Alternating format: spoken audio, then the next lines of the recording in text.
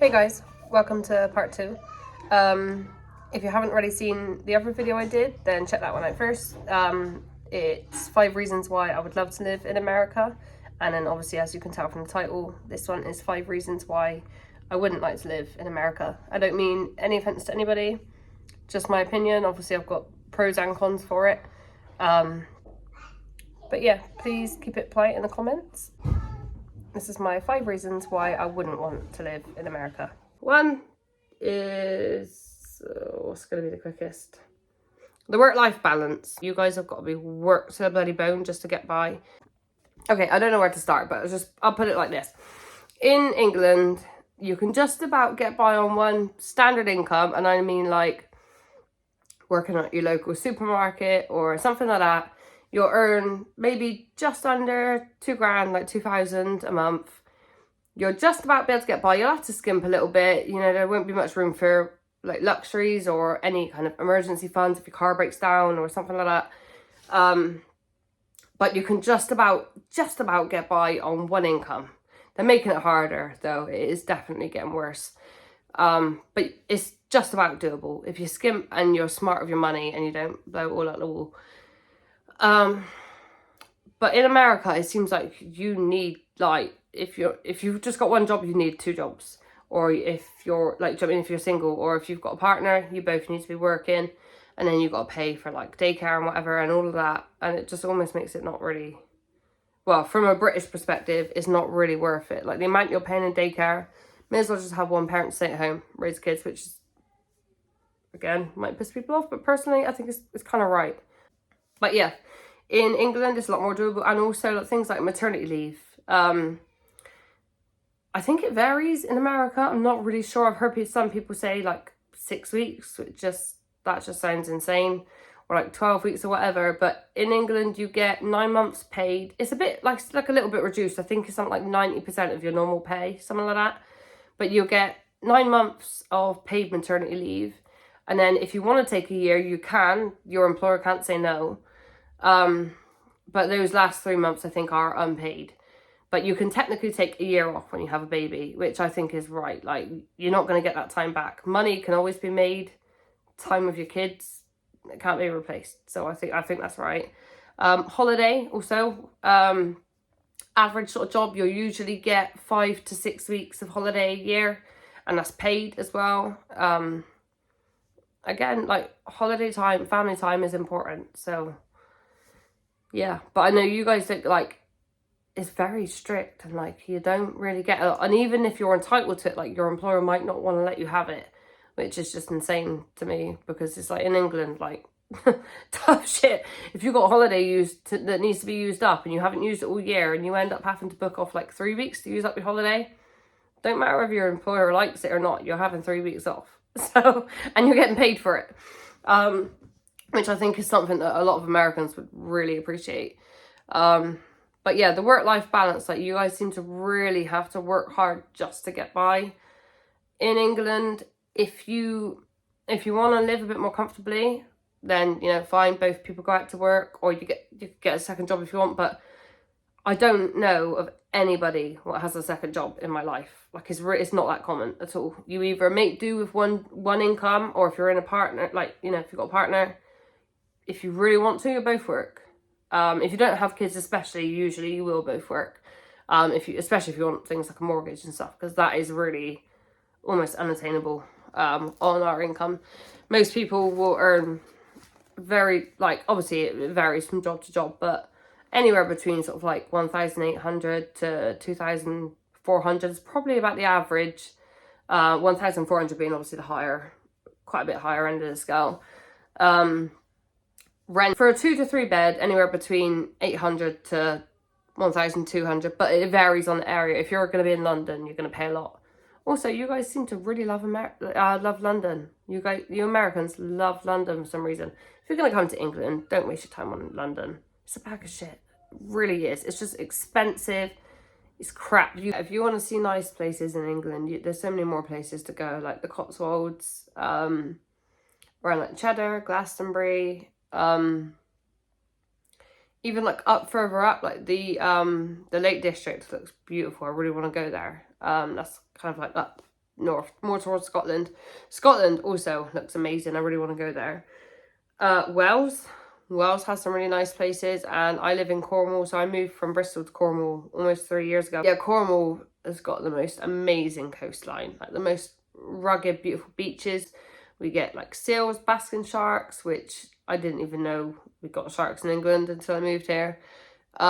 Really beautiful. And that's the thing as well, you don't have to worry too much about like wildlife. If you want to go in the sea, there's not a lot that's going to hurt you. I swam into a couple of jellyfish. We don't really have a lot of dangerous things here, which is a good thing, I suppose. Like we have no bears, no wolves, no anything. I think I read somewhere that like some of the most deaths that happen from like animals is like cows or something stupid like that. We don't have really any dangerous things. But yeah, anyway, moving on, because I will digress horribly and we'll be here all day. What we're going to do next. All right, the medical system. The medical system in America is a reason I wouldn't want to live there. It's absolutely extortionate, and it just seems so hypocritical. Like, you can charge whatever you want to treat somebody. Like, I hear of people like having broken bones and are just like, oh, I'm just gonna have to leave it because I can't afford, do you know what I mean, to get it fixed. It's crazy. Like, in this country, if you're injured or you're hurt or whatever, you go to A&E, accident and emergency, you go there, they see to you, you go home. There's no paperwork, no nothing. They just fix you up, you go home, you're all good. Like, obviously, my dad at the moment has just had a 9-hour major brain surgery, and we don't need to worry about what it's going to cost. It is obviously paid for in a sense because we pay national insurance contributions. So when you work, a very, very small percentage will be taken out of your wages. Like, you don't even notice it. It's like a really small percentage is taken out of your wages, your pay each month. It's like pennies. You don't really notice it. But that altogether, everybody in the country that works basically pays a few pence or a few pounds each month. That goes towards national health, and then you basically get that stuff for free. Some things do cost cosmetic dentistry if you want to have things, obviously, like cosmetic surgery, stuff like that. Even if you work, you do have to pay for your dentist, but you can get it at a reduced cost if you're not earning a big amount. Like, if you're on a standard job, you can get a bit of a reduced cost. So like dentist stuff, you do still kind of have to pay for, but doctors, giving birth, I can't believe you guys have to pay to give birth. I would home birth all the way. Like, I'll cope without the gas and air if it means I didn't have to pay. You guys have to pay so much just to give birth. That I just find wild. Absolutely insane. I'm sorry you guys have got to deal with that. Like, the thought of just, do you know what I mean? Like, oh, I want to have a baby. Oh no, how are we going to pay to give birth? Like, your body does it for fucking free. Why have you got to pay for it? It's crazy. Mind you, you guys, I know you guys do like the medical intervention a little bit more, or like most of you do. Yeah. I'm scared of needles, so I'm avoiding an epidural at all costs. But even like with my second daughter, she got the cord tangled around her. It was affecting her heart rate. She'd come out not breathing and stuff. I ended up having to have an emergency C-section. And like, I didn't have to think, oh shit, this is going to cost me. Do you know what I mean? That's the last thing you want to think about when you're in labour. It's like, oh no, what's this going to cost me? But do you know what I mean? Like, you shouldn't have to think about that sort of stuff. If you're in pain or you're injured, fuck the cost. Sorry, but you should not have to think about it. But yeah, that pisses me off. I just don't think in this day and age people should have to be worried about being able to afford medical care, especially when they're hardworking citizens. But anyway, I could ramble on about that. Okay, we'll go to a lighthearted one. No pubs. You guys don't have pubs, which is like insane. So from what I can see, in a restaurant, you go, you eat food, you hurry up and pay, and you get out because they want the next person in because they rely on tips. We don't have tipping culture here. The only time you'll tip is if you had really, really, really good service and you're just like, wow, that person went above and beyond. But otherwise you don't tip because they get paid a normal wage and it's enough for them to live off. You don't need to. They don't rely on it at all. Yeah, but in a pub, like basically like for a pub in England, it's kind of somewhere between a restaurant and a bar. I guess you could go to the pub, you could get smashed, drink loads, get smashed, have a good night. You could also go to a pub and have a Sunday dinner, like a roast dinner, or chips, or, do you know what I mean? Like, you could go have food. But yeah, a pub basically is a very big social aspect in England. Pretty much, like, I live very rurally now. For England anyway, I live quite rurally. And we still have 2 pubs within walking distance. Pubs is somewhere you can go get food. You can, if there's a football game on and you don't pay for the right channels to watch it, you can go to the pub, you can have a pint, you can chill. You could literally go there at opening time at like 10, 12, whenever, like in the morning, whenever they open, buy 1 pint, and you could sit there all day if you wanted to. No one's going to come to you and be like, oh, you need to leave now, we need that seat. It's quite a social place. Like, if it gets to Friday, you've been at work all week, you say to your mate, oh, fancy a pint, go to the pub, chill all evening. You could drink your pint slowly, not get pissed, just have fun. Or you could get smashed. Sometimes pubs on the weekends will have like live music, so there'll be dancing and people getting really drunk. Drinking is quite a big thing in England. It's quite like a social thing. So it's kind of like a cross between a bar and a restaurant. You could literally go and have like a roast dinner, like roast beef or roast chicken with vegetables and gravy, and I know you guys don't really have them, but like Yorkshire puddings, things like that. And then obviously you can like order dessert and stuff like that. But you can also go there to get smashed, listen to some music, and walk home and strike up a conversation with your neighbour's cat. Like, whatever you want it to be, it can be, basically. Like, it's a very social thing. And I think it's quite unfortunate. I feel like if like a Brit moved to America and had the money to start up a pub, I think once you guys got used to what a pub was for, I think it could be quite a good thing. Like, it's like a nice medium between bar and restaurant. I mean, there's no pressure to spend loads of money on drinks. You can buy 1 drink the whole night for like £3-4 for a beer, and that's it. And they sometimes have like darts, pool tables. You can watch the football there, and there's like a big fight on, like MMA and things like that. You can watch that at the pub. They'll stay open extra late just for that. Yeah, pubs. I feel like you guys are missing out in that sense. Okay, 2 left of my reasons why I wouldn't want to live in America.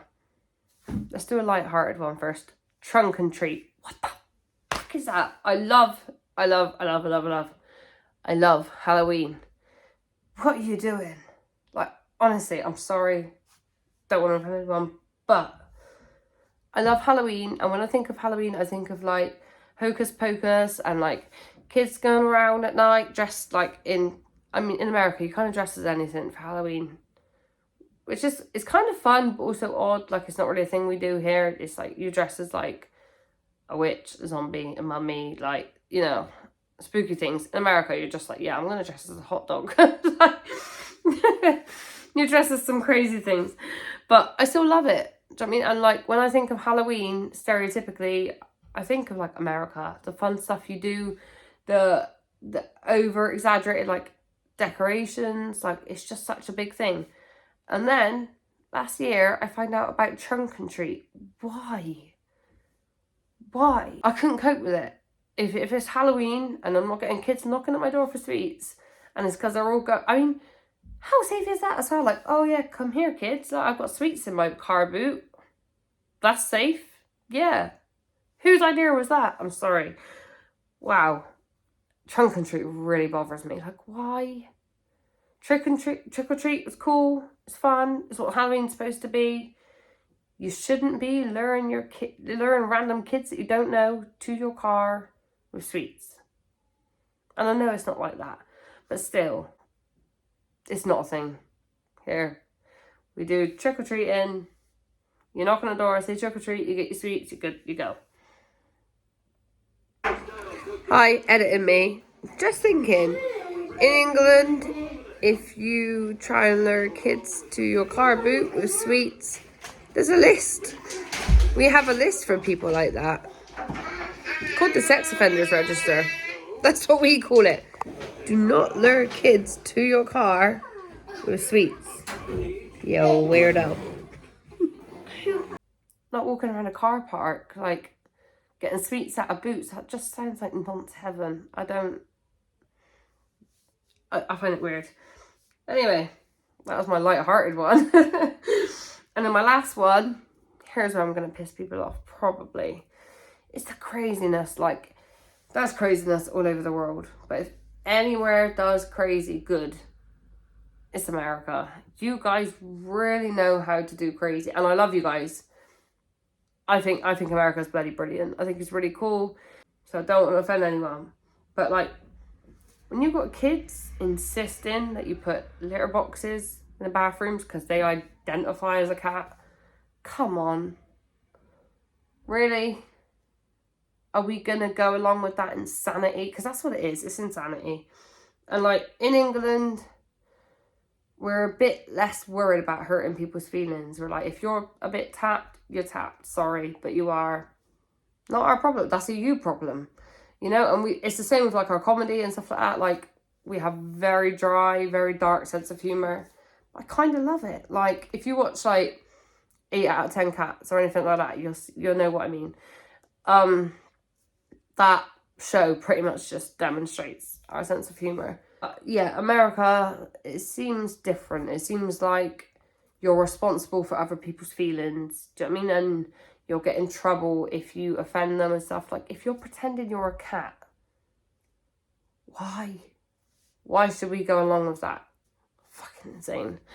Yeah, kids pretending they're cats and just weird shit. I'm not even going to get onto it because I want to offend people. But my personal opinion is if you want to pretend you're something you're not, that's cool. Go ahead. Do what you want. It's your life. You get one life. Live it how you want. But you don't get to dictate how other people go along with it. If I don't want to pretend that you're a cat, that's my prerogative. That's my choice. You can be as insane as you fucking like all day long. But is my choice if I'm going to go along with that. And I choose reality, not insanity. So, sorry if that offends people. Watch the subscribers, like, go down now. But yeah. That's just, you guys, you got some crazy people. Definitely got some crazy. We have too, but I just think because we're so open about being honest, regardless of people's feelings, people hide their crazy a little bit more maybe here. I don't know. We just don't, like, America seems to do everything bigger and better. The food, the attractions, the crazy people. You just, anything we do, you do it bigger and better. So that's obviously going to extend to crazy people too. Kids that want litter boxes in our school, or that pretend they're wolves. And I've seen some strange videos. Anyway, I'll stop rambling. Hey, editing me again. Yeah, some of the videos I see, I just think maybe I shouldn't have paid my bill this month. My fault for having eyes or internet or whatever. But I did just want to say, I forgot to add it in, so I'm just going to add it here. If you are interested in what it's like to grow up in England, like especially as a teenager and things like that, there's this show. Don't watch it if you're easily offended, but it's brilliant. I love it. It's one of my favourite programmes to watch. There's a series called The In-Betweeners. There's also two movies, In-Betweeners 1 and In-Betweeners 2. They are brilliant. If you want to know what it's like to be a teenager, maybe about 10 years ago, growing up in England, definitely watch those. They're brilliant. Don't watch it if you're easily offended. I can't stress that enough. In England, we will take the piss out of anything. Literally anything. Sometimes even we get offended, but we're just like, well, this is what it is. But yeah, definitely if you want to watch something to get an idea of what England is like, especially growing up as a teenager, watch The In-Betweeners and let me know. If you do watch it, I really want to hear what you think about it. Please let me know. It's brilliant. Sorry if any of this has offended you. If we can keep it polite and nice in the comments. Thank you for subscribing. I can't believe how fast the channel's grown over the last, like, month. Sorry if you can hear that. Some sort of, like, motorbike thing or something. But yeah, thank you all for subscribing. Thank you all for watching.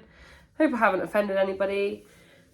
And yeah, if you want to subscribe, please consider doing it. It's free, it doesn't cost anything.